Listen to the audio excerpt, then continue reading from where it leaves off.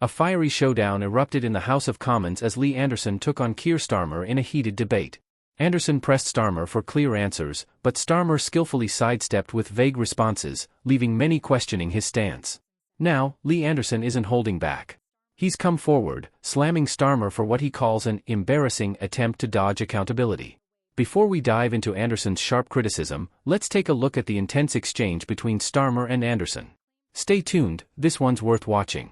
Lee Anderson. Thank you, Mr. Speaker. I come to this chamber, Mr. Speaker, every week to ask sensible questions, and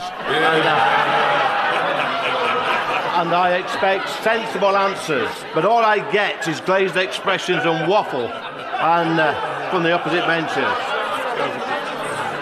So, Mr. Speaker, I want to ask the Prime Minister a very simple question on behalf of all the net zero sceptics. If we became net zero tomorrow, by how much would it reduce the Earth's temperature by? Simple question. Minister.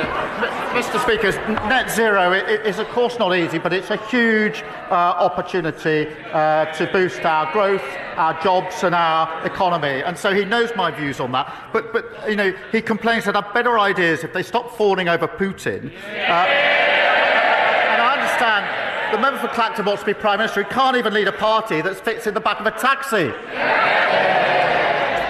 After dodging tough questions with vague responses, Keir Starmer is now facing fresh criticism from Lee Anderson.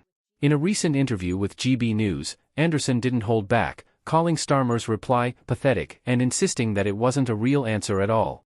According to Anderson, Starmer either didn't know how to respond or was simply too embarrassed to admit the truth. But what do you think? If you agree with Lee Anderson, hit that like button, and don't forget to share your thoughts in the comments below. Let's get the conversation going.